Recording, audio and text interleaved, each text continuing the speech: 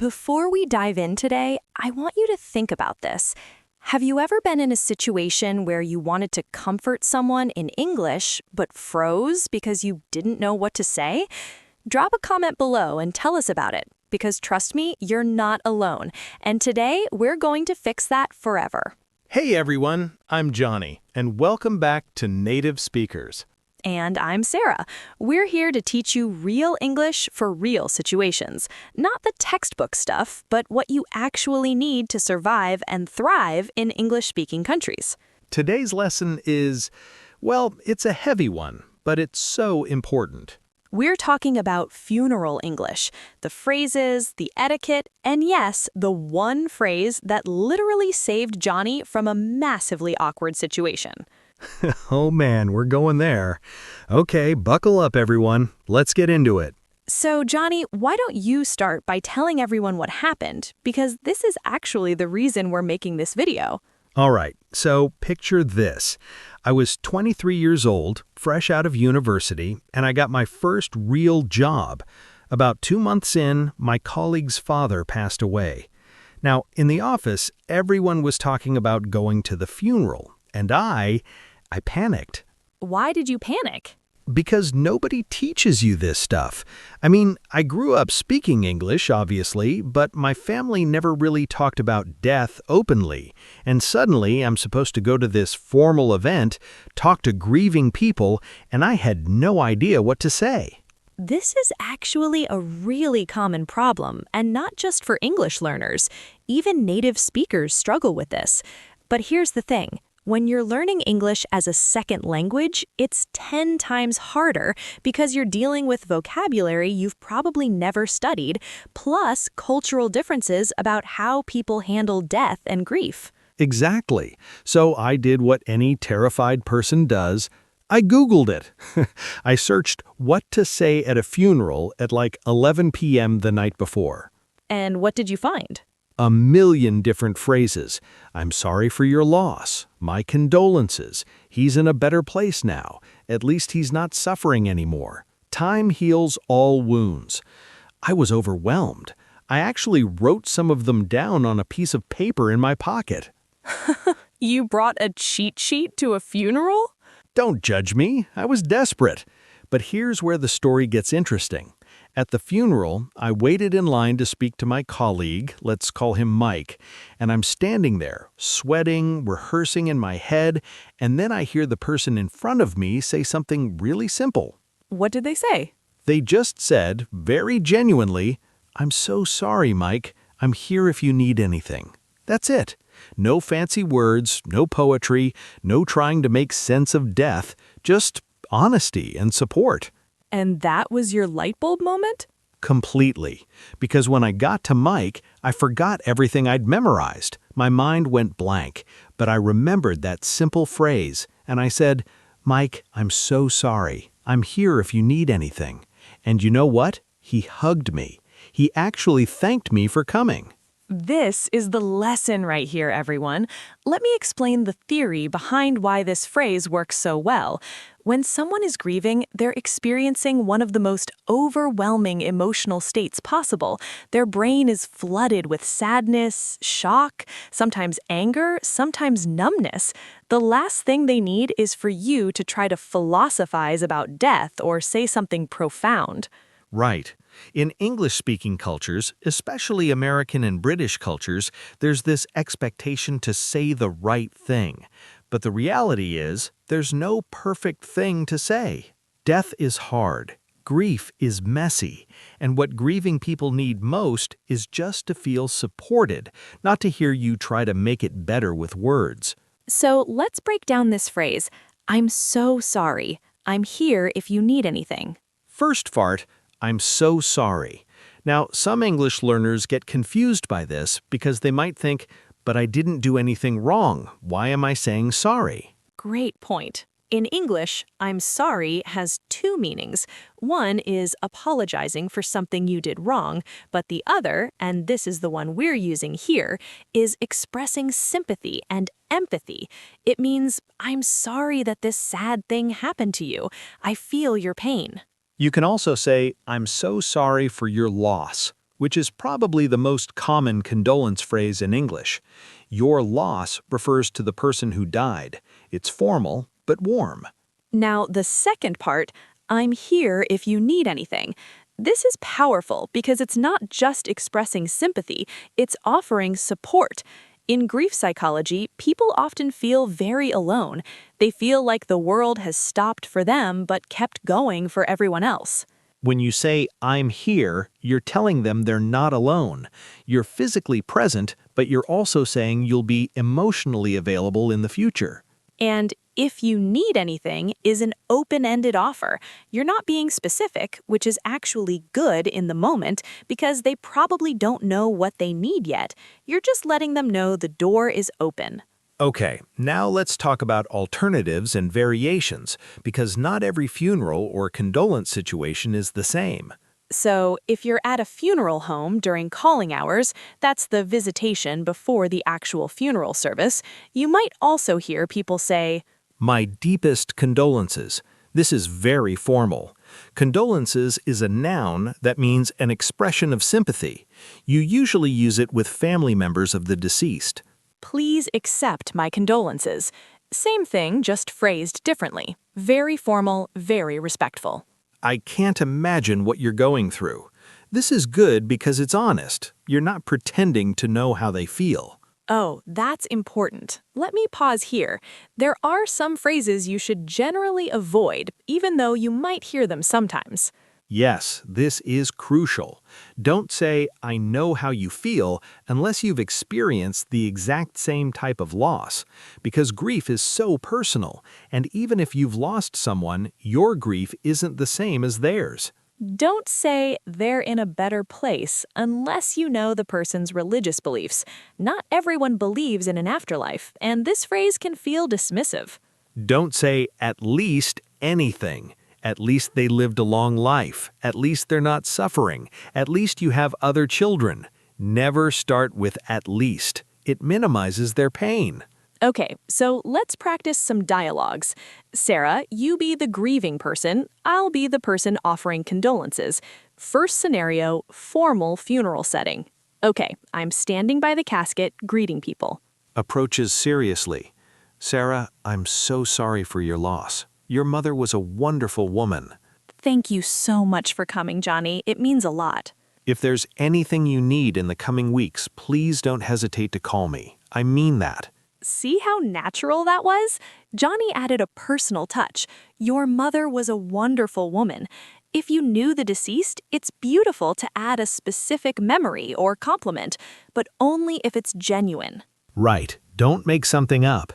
If you didn't know the person well, it's okay to just say, I'm so sorry, and leave it there. Let's do another scenario. This is a workplace setting. Someone just found out their family member died and they're at work. Okay, so I'll be the coworker who just got bad news and you've just heard. Approaches gently. Johnny, I just heard about your father. I'm so sorry. Looking down. Thanks, Sarah. I'm still in shock, honestly. Of course you are. Listen, don't worry about the Henderson project. I'll cover it. You just take care of yourself and your family. I really appreciate that. I don't even know what I need to do first. That's totally normal. Is there anyone I can call for you? Do you need a ride somewhere? This is a great example of going beyond just words. Notice how Sarah offered specific, practical help. In English-speaking cultures, especially American culture, people often say, let me know if you need anything, but it's even better to offer something specific. Exactly, because when someone is in grief shock, they can't think clearly enough to ask for help. So instead of saying, let me know if you need anything, you can say, Can I bring you dinner tomorrow night? I'm going to the grocery store. Text me if you need anything picked up. I'm available to drive you to the funeral home if you need. These specific offers are more likely to be accepted because they don't require the grieving person to figure out what they need and then ask for it. Now, let's talk about written condolences, because in English-speaking countries, it's very common to send a sympathy card or message. Oh, yes.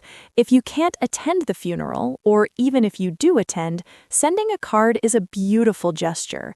The phrases are slightly different in writing because you have more time to think. A standard sympathy card might say, "Dear Mike, I was heartbroken to hear about your father's passing. I'll always remember his kindness and his wonderful sense of humor. Please know that you and your family are in my thoughts during this difficult time. With deepest sympathy, Johnny." Let's break that down. I was heartbroken to hear. This shows genuine emotion. I'll always remember. This is where you share a specific memory or quality about the deceased. You and your family are in my thoughts. This is a secular way of saying you're thinking of them. Religious people might say, in my prayers, but in my thoughts works for everyone. With deepest sympathy is how you sign off a sympathy card. Other options are with love, with heartfelt condolences, or just sincerely. Now, here's something interesting about cultural differences. In some cultures, you bring gifts to a funeral. In English-speaking countries, especially the US and UK, the most common things to bring are Flowers, usually sent to the funeral home before the service. There's often a florist recommendation in the obituary. food. Bringing a casserole or meal to the family's home is incredibly common in American culture. The idea is that the family is too overwhelmed to cook, so neighbors and friends bring ready-made meals. A sympathy card with a charitable donation. Many obituaries say, "Instead of flowers, please donate to," and then name a charity. This is common when the deceased had a cause they cared about. Let's talk about timing, because this is important. You don't just offer condolences once and disappear. Right. Immediately after the death, everyone reaches out. The funeral is full of people. But 2 weeks later, 2 months later, that's when grieving people often feel the most alone. So in English, we have this phrase, checking in. It means following up with someone to see how they're doing. You might text or call and say, "Hey, I know it's been a few weeks since the funeral. I just wanted to check in and see how you're doing." Or, "I was thinking about you today. How are you holding up?" The key is to mention the loss directly. Don't just say, "How are you?" because that's what strangers say. Say something like, "How have you been doing since your dad passed?" This shows you haven't forgotten. And here's a pro tip. Grief anniversaries are hard. The first birthday without the person, the first Christmas, the first anniversary of the death, these days are brutal. If you remember these dates, reaching out shows incredible thoughtfulness. You could say something like, "I know today is your mom's birthday. I'm thinking of you and wanted to let you know I'm here if you want to talk." Now, let's address another aspect. What if someone is crying while you're talking to them? First, don't panic. Crying is a normal, healthy response to grief. Don't try to stop them from crying. Don't say, "Don't cry," or "It's okay," because it's not okay. Someone they loved died. Instead, you can say, "It's okay to cry. I'm here." Or just sit with them in silence and offer a tissue if you have one. Physical touch can be comforting, but be culturally aware. In Western cultures, a hug, a hand on the shoulder, or holding someone's hand is usually acceptable, but only if you know the person reasonably well. If you're not sure, just being present is enough. Let's talk about the actual funeral service itself for a moment.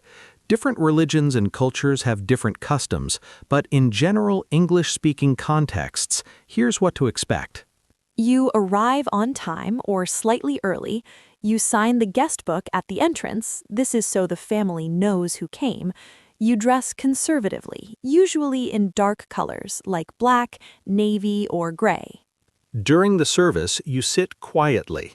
If it's a religious service, you don't have to participate in prayers or rituals if they're not part of your faith, but you should be respectful. Stand when others stand, sit when others sit.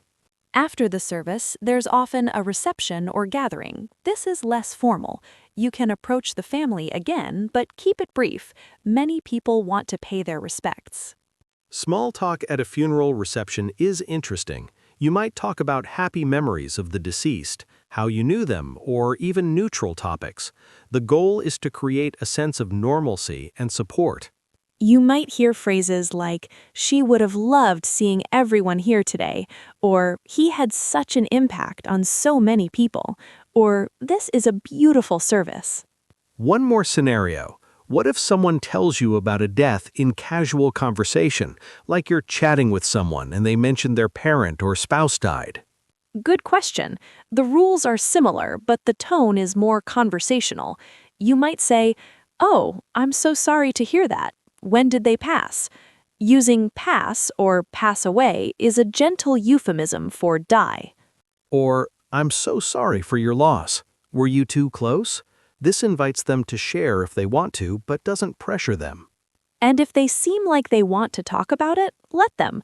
Sometimes people need to tell stories about their loved ones. You can ask, "What was she like?" or "Tell me about him." Okay, let's bring this all together because we've covered a lot. The core lesson is this. When offering condolences in English, authenticity beats fancy language. The phrase, "I'm so sorry, I'm here if you need anything," is powerful because it's simple, sincere, and supportive. Remember these key points. Use "I'm sorry for your loss" as your go-to formal phrase. Offer specific, practical help instead of vague offers. Avoid "at least" statements and don't compare grief. Follow up after the funeral. Grief doesn't end when the service does.